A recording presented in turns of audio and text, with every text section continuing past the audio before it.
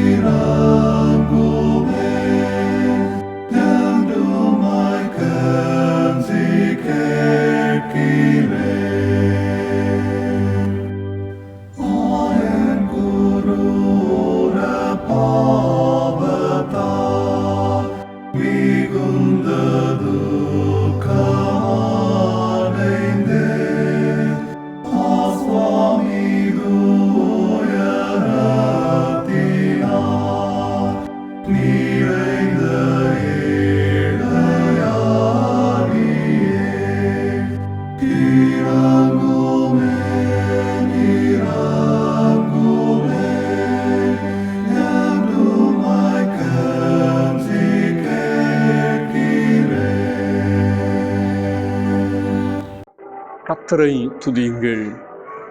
அவர் நல்லவர், அவர் கிருபை என்றும் உள்ளது. நம்முடைய தாழ்வில் நம்மை நினைத்தவரை துதியுங்கள். அவர் கிருபை என்றும் உள்ளது. பரலோகத்தின் தேவனை துதியுங்கள். அவர் கிருபை என்றும் உள்ளது. ஜெபம் செய்வோம்.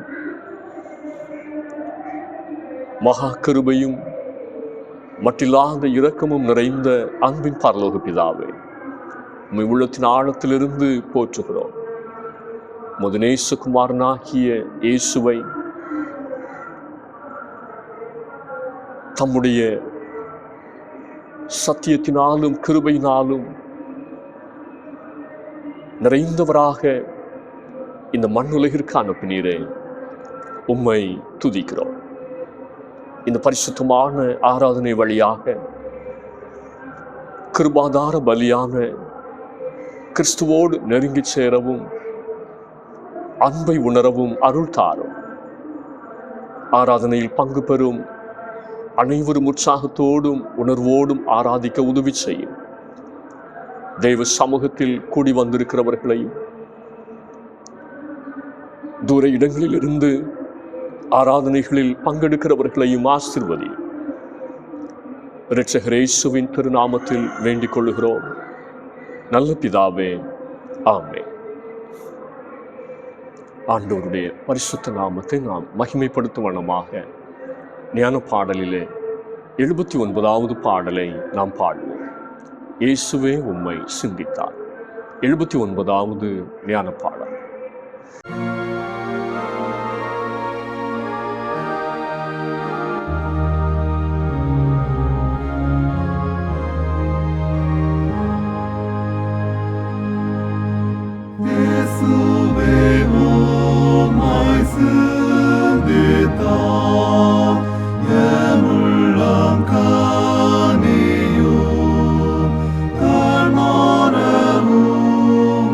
God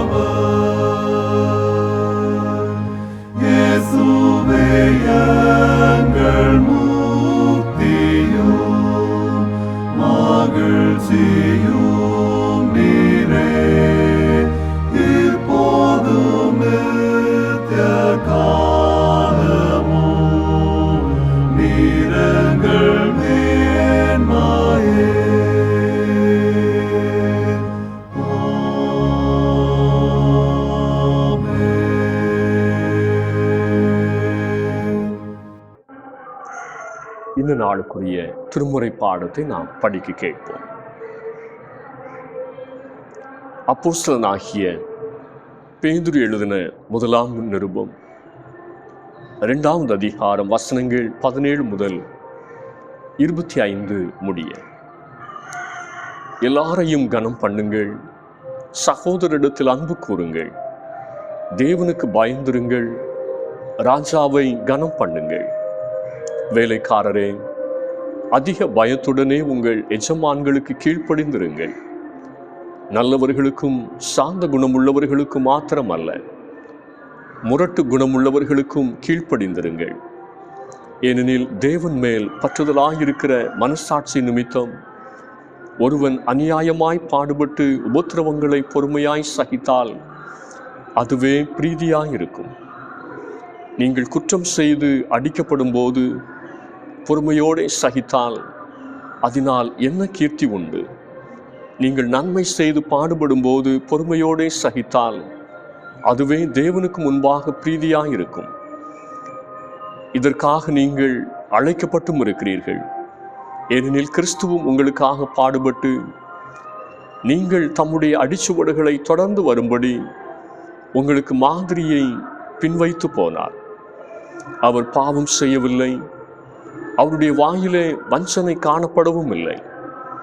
அவர் வையப்படும் போது பதில் வையாமலும், பாடுபடும் போது பயமுறுத்தாமலும், நியாயமாய் தீர்ப்பு செய்கிறவருக்கு தம்மை ஒப்புவித்தார்.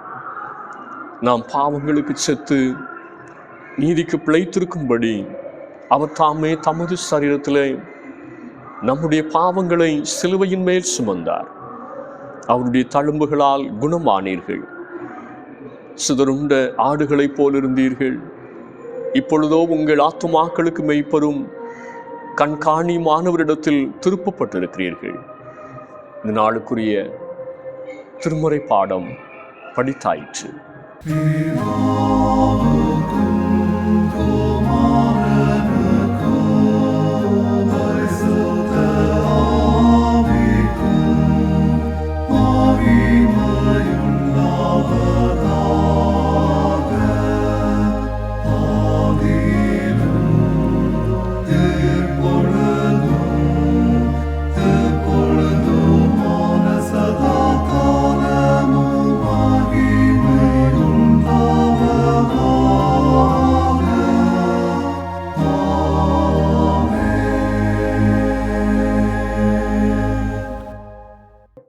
ஆண்டவருடைய அருள் வார்த்தைகளை கேட்க நாம் ஆயத்தப்படும் வண்ணமாக நான் பிரமித்து நின்று பேரன்பின் என்கிற பாடலை உற்சாகத்தோடு பாடுவோம்.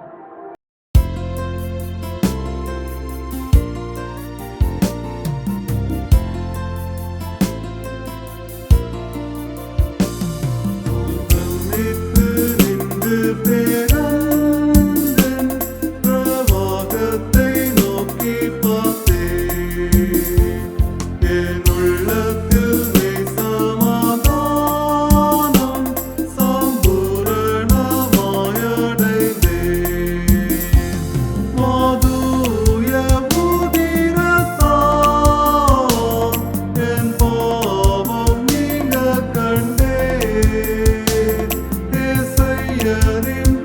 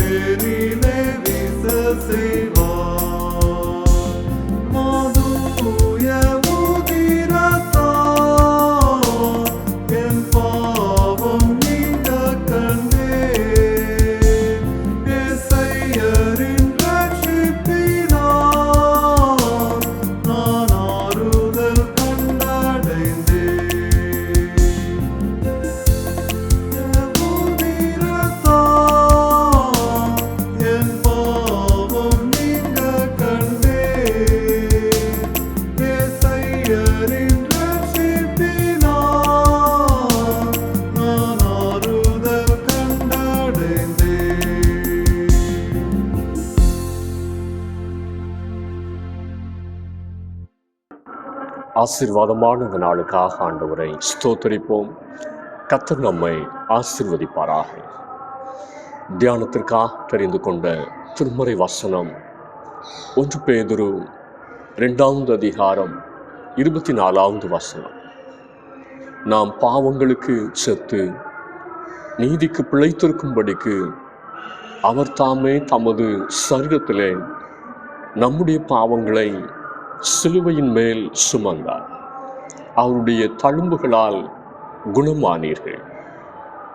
அன்று தேவ ஜனங்களும் உலகத்தாரும் எந்த அளவு ஆண்டவர் இயேசுவை வெறுத்தார்கள், கோபத்தோடு இருந்தார்கள் என்பதை கிறிஸ்துவுக்கு அவர்கள் வாங்கி தந்த சிலுவை மரணத்தின் வழியாக வெளிப்படுத்தினார்கள். ஆண்டவர் இயேசு தன்னை வெறுத்தவர்களை, பகைத்தவர்களை அளவு கடந்து நேசித்ததை, தமது அளவற்ற கிருபையை கல்வாரி சிலுவையில் வெளிப்படுத்தினார். கடவுளுக்கு மனிதன் கொடுத்தது சிலுவை, கடவுள் மனிதனுக்கு கொடுத்தது கிருபை. கிருபைக்கு 3 முகங்கள் உண்டு: மன்னிப்பு, மீட்பு, புது வாழ்வு.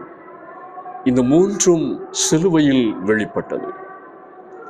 தகுதியற்ற நமக்கு, மனுக்குலத்திற்கு இந்த 3 ஆசீர்வாதங்களும் இயேசுவின் சிலுவை வழியாக தரப்பட்டது. இன்றைக்கு அதை நாம் சொந்தமாக்கிக் கொள்ள ஆயத்தமாக இருக்கிறோமா? இன்று நாம் தியானிக்கிற செய்தியின் தலைப்பு சிலுவை, கிருபையின் வெளிப்பாடு. Cross, manifestation of grace. கிருபையின் சிகரம் கல்வாரி சிலுவை. தேவனுடைய அன்பின் ஆழத்தையும் அவர் நமக்கு அளித்த அளவற்ற கிருபையையும் பறைசாற்றுகின்ற இடம் கல்வாரி சிலுவை. கிறிஸ்தவ வாழ்வின் அஸ்திபாரமாக இருப்பது இயேசுவின் சிலுவை மரணம்.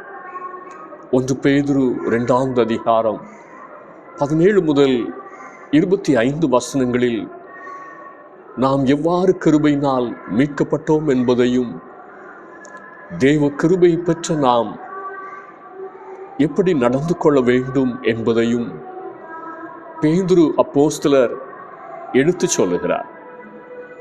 முதலாவதாக, ஆச்சரியமான கிருபை. சிலுவையில் வெளிப்பட்ட தேவ கிருபையானது ஆச்சரியமானது. எது சாத்தியமில்லையோ அதை சாத்தியமாக்கக்கூடியது. 1 பேதுரு 2வது அதிகாரம் 18வது வசனம். நல்லவர்களுக்கும் சாந்த குணம் உள்ளவர்களுக்கும் மாத்திரமல்ல, முரட்டு குணம் உள்ளவர்களுக்கும் கீழ்ப்படிந்திருங்கள். இது சாத்தியமற்றதுதான்.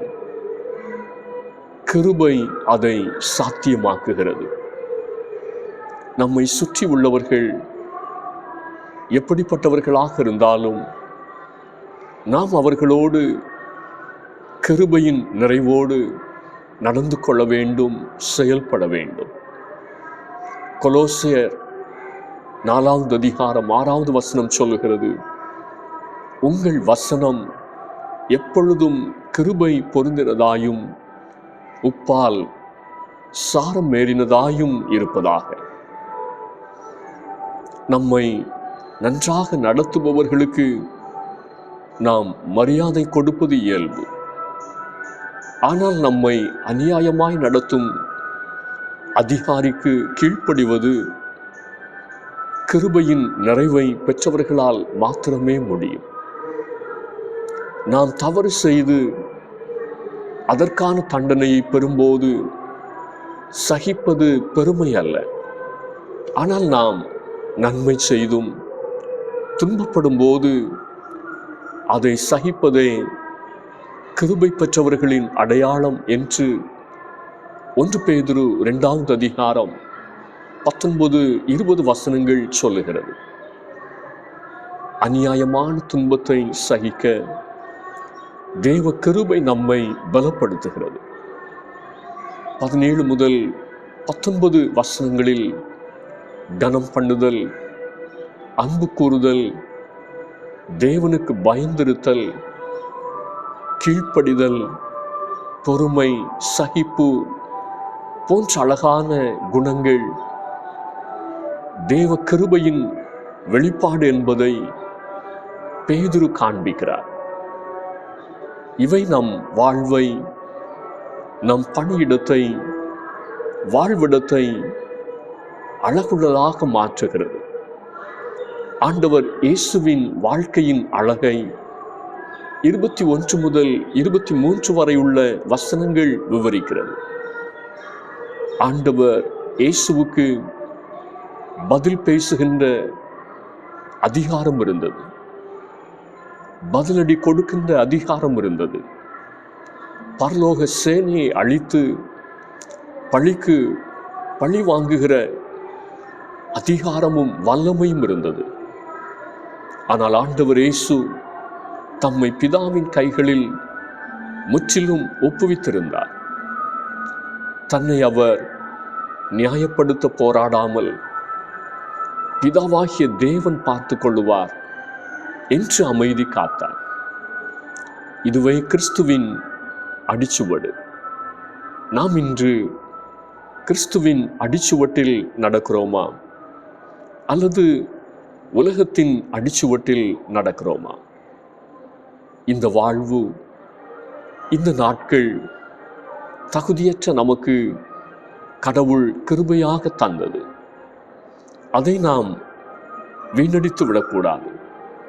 யோனா 2:8 சொல்லுகிறது போல கிருபையை போக்கடித்து விடாதபடிக்கு நாம் கவனமாக இருக்க வேண்டும். நம்மை சுற்றிலும் இருப்பவர்கள், நம்முடைய உறவுகள், அதிகார மட்டத்தில் இருப்பவர்கள் அனைவரும் கடவுளால் நமக்கு கிருபையாய் தரப்பட்டவர்கள்.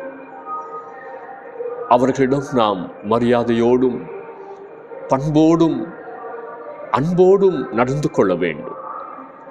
1 பேதுரு 2:25 சொல்லுகிறது, சிதறுண்ட ஆடுகளைப் போல் இருந்தீர்கள், இப்பொழுதோ உங்கள் ஆத்துமாக்களுக்கு மெய்ப்பெறும் கண்காணியுமானவரிடத்தில் திருப்பப்பட்டிருக்கிறீர்கள். வழி தவறி போன ஆடு தானாக வீடு திரும்பாது, மெய்ப்பன்தான் அதை தேடி வர வேண்டும். நம் ஆத்துமாவுக்கு மெய்ப்பரான இயேசுவை நாம் தேடி செல்லவில்லை, அவர்தான் நம்மை தேடி வந்தார். அதுதான் கிருபை. தேவ கிருபை எவ்வளவு ஆச்சரியமானது! இரண்டாவதாக, மறுரூபப்படுத்தும் கிருபை. 1 பேதுரு 2 அதிகாரம் 24 வசனம், நாம் பாவங்களுக்கு செத்து நீதிக்கு பிழைத்திருக்கும்படி அவர் தாமே தமது சரீரத்திலே நம்முடைய பாவங்களை சிலுவையின் மேல் சுமந்தார். நாம் செய்த பாவம், நம்மிடம் வெளிப்பட்ட பொய்கள், கோபம், கீழ்ப்படியாமை போன்றவை அடங்கிய பாவ மூட்டைகளை ஆண்டவர் இயேசு சுமந்தார் என்று வேதம் சொல்லுகிறது. பாவம் செய்தவர்கள் நாம், பாவ சுமையை சுமக்க வேண்டியவர்கள் நாம். இயேசு பாவமே அறியாதவர், அவர் நம் பாவ சுமையை சுமந்தார். நம்முடைய மீறுதல்களையும் அக்கிரமங்களையும் நம்மால் சுமக்க முடியாது என்பதை ஆண்டவர் இயேசு அறிவார். எனவே அவர் தமது சொந்த சரீரத்திலே நம்முடைய பாவங்களை சிலுவையின் மேல் சுமந்தார். பாவம் செய்தவர்கள் நாம், தண்டனைக்குரியவர்கள் நாம். ஆனால் தண்டனைக்கு பலியானவர் இயேசு. நமக்குரிய தண்டனையை தன்மேல் ஏற்றுக்கொண்டவர் இயேசு. நாம் பாவம் செய்து தேவ சமூகத்தில் நிற்க தகுதியற்றவர்களாக இருந்தோம். தகுதியற்ற நமக்காக நம்முடைய ஆண்டவர் இயேசு சிலுவையில் பலியானார். தேவ சமூகத்தில் நிற்க அவரது கிருபையால் நம்மை தகுதிப்படுத்தி இருக்கிறார். இந்த வசனத்தில் 2 வார்த்தை முக்கியமானது. பாவங்களுக்கு செத்து. இதனுடைய அர்த்தம் என்ன? கெட்ட பழக்க வழக்கங்களுக்கு டாட்டா சொல்ல வைப்பது, சிலுவையில் வெளிப்பட்ட தேவக்கரு. ஆகாத காரியங்களுக்கு நோ சொல்ல வைப்பது, சிலுவையில் வெளிப்பட்ட தேவக்கருவை. நம்முடைய பாவ சுவாபத்திற்கு முற்றுப்புள்ளி போட்டிருக்கிறது சிலுவையில் வெளிப்பட்ட தேவக்கிருபை. இதை உணர்ந்து தவறான காரியத்தை இனி செய்ய மாட்டேன் என்று முடிவெடுப்பது அவசியம். ஒரு புதிய ஆரம்பம் நம்மில் ஏற்பட வேண்டும். 2வது இந்த வசனத்திலே சொல்லப்பட்டிருக்கிற மற்றொரு வார்த்தை நீதிக்கு பிழைத்திருக்கும்படி. இனி நான் அல்ல, இனி எனக்காக அல்ல, எனக்காக மரித்து உயிர்த்தவருக்காக வாழுகின்ற ஆற்றலை தேவ கிருபை நமக்கு தருகிறது. மார்க்கு 10வது அதிகாரம் 46 முதல் 52 வசனங்களில் பார்வையற்ற மனிதனின் வாழ்வை மறுரூபப்படுத்திய தேவ கிருபையை பற்றி பேசுகிறது. பர்திமேயு பார்வையற்றவனாக இருந்தாலும் இயேசுவை மேசியாவாக அடையாளம் கண்டு கொண்டார். பார்வை பெற்றிருந்தவர்கள் இயேசுவை நசரேயனாக பார்த்தார்கள். பர்திமேயு அவரை இரட்சகராக பார்த்தான். தேவ கிருபை நம் பார்வையை மறுரூபப்படுத்துகிறது. இன்று நம்முடைய ஆவிக்குரிய கண்கள் திறந்திருக்கிறதா? அன்று அநேக ஜனங்கள் கண்கள் இருந்தும் இயேசுவை கிறிஸ்துவாக, இரட்சகராக, ஆண்டவராக காண முடியாதவர்களாக இருந்தனர். இதுவரை பர்திமேயுனுடைய வாழ்க்கை உலகத்தோடு, மண்ணோடு ஒட்டிக்கொண்ட வாழ்வாக இருந்தது. ஆனால் இப்பொழுது இயேசுவோடு நடக்கத்தக்கதாக தேவ கிருபை அவனுடைய வாழ்க்கையை மறுரூபப்படுத்தியது. தன்னுடைய பழைய வஸ்திரத்தை, பழைய அடையாளத்தை அவன் விட்டெறிந்தான். தேவ கிருபை அவனை புதிய வாழ்விற்கு நேராக எழும்பி செல்ல வைத்தது. தேவ கிருபை அவனை இயேசுவை பின்பற்றுகிறவனாக, இயேசுவின் சீடனாக மறுரூபப்படுத்தியது. வாய்ப்புகள் எப்போதும் நம்மை தேடி வருவதில்லை. பர்திமேயு கிருபையாய் கிடைத்த ஒரே வாய்ப்பை, அரிதான வாய்ப்பை சரியாக பயன்படுத்தி கொண்டான். தேவ கிருபை அவன் வாழ்வை மறுரூபப்படுத்தியது. தேவ கிருபை அவல நிலைமையில் இருந்து நம் வாழ்வை தூக்கி நிறுத்த வல்லமை உள்ளது என்பதை நாம் மறந்து போகக்கூடாது. தேவ கிருபை பர்திமேயுனுடைய தலையெழுத்தையே மாற்றியது. எதிர்காலத்தை பிரகாசம் உள்ளதாக மறுரூபப்படுத்தியது. கர்த்தர் ஒளிமயமான எதிர்காலத்தை ஒவ்வொருவருக்கும் வைத்திருக்கிறார். இந்த கிருபையின் நாட்களில் ஆண்டவரை நோக்கி நாம் கூப்பிடுவோம். பர்திமேயுவை போல கர்த்தரை நாம் தேடுவோம். நம் வாழ்வில் மறுரூபம் உண்டாகும். கடைசியாக மாமருந்தான கிருபை. 1 பேதுரு 2வது அதிகாரம் 24வது வசனத்தின் பிந்திய பகுதி. அவருடைய தழும்புகளால் குணமானீர்கள். உடைந்து போன இருதயத்திற்கு மாமருந்து சிலுவையில் வெளிப்பட்ட தெய்வ கிருபை. ஆண்டவர் இயேசு சிலுவையில் அடைந்த ஒவ்வொரு காயமும் தழும்பும் நம்முடைய ஆத்துமாவின் காயங்களுக்கான மருந்து. பாவத்தினால் தேவனோடுள்ள உறவு சிதைக்கப்பட்டு காணப்படலாம். குடும்ப உறவுகள் கசப்பினால், அன்பு குறைவுகளால் முறிந்து காணப்படலாம். மீண்டும் சேர்த்து வைக்கின்ற மாமருந்து தேவ கிருபை. வாழ்வில் நாம் சந்திக்கும் வலியை விட, வேதனை விட ஆற்றல் கொண்டது தேவ கிருபை. எனவே தான் வேதனையில் துடித்த, பலவீனத்தோடு போராடிய தேவ மனுஷனாகிய பவுலை பார்த்து ஆண்டவர் இயேசு சொன்னார், 2 கொரிந்தியர் 12:9, என் கிருபை உனக்கு போதும், பலவீனத்திலே என் பலம் பூரணமாய் விளங்கும்.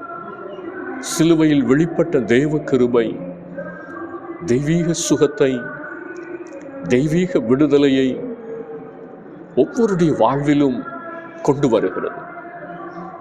ஒரு ஓவியர் அழகான சிலுவையை வரைந்தார். அந்த சிலுவையில் ஒரு கதவு திறந்திருப்பது போல அதை வரைந்து முடித்தார். அதை பார்த்தவர்கள், ஏன் அப்படி வரைந்தீர்கள் என்று கேட்டார்கள். அவர் சொன்னார், சிலுவை என்பது ஒரு தண்டனையின் மரம் அல்ல, அது பாவிகளுக்கு திறக்கப்பட்ட பரலோக கிருபையின் கதவு என்றார். அந்த கதவின் வழியாக நுழைந்து செல்ல இன்றைக்கு நாம் ஆயத்தமாக இருக்கிறோமா? பேழையின் கதவு அடைக்கப்பட்டது போல கிருபையின் வாசல் அடைக்கப்படும் நாள் வரவிருக்கிறது. தேவ கிருபையை நாம் பற்றிக்கொள்வோம். தேவ கிருபையில் பலப்படுவோம். ஆண்டவர் இந்த வார்த்தைகளால் நம் ஒவ்வொருவரையும் ஆசீர்வதிப்பாராக. ஆமென். ஆராதனைக்கு நிறைவு பாடலாக ஞான பாடலிலே 458வது பாடலை பாடுவோம். தேவ சமாதான இன்ப நதியே.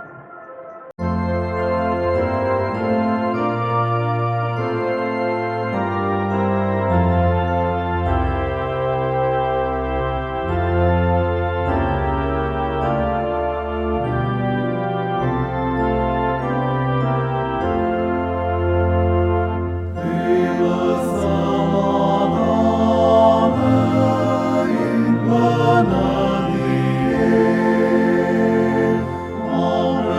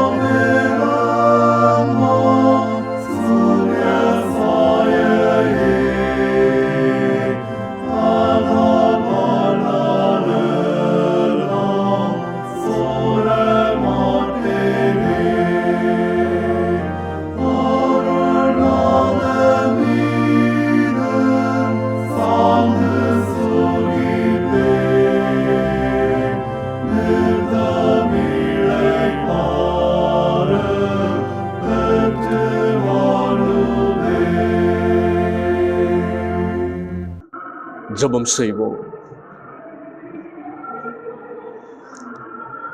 மகா பரிசுத்தமும் கிருபையும் நிறைந்த எங்கள் நண்பின் நல்ல ஆண்டவரே, இந்த ஆசீர்வாதமும் மனமகிழ்ச்சியுமான ஆராதனை வேளையிலும் ஆண்டவருடைய திவ்ய வார்த்தைகளால் நாங்கள் பலப்பட,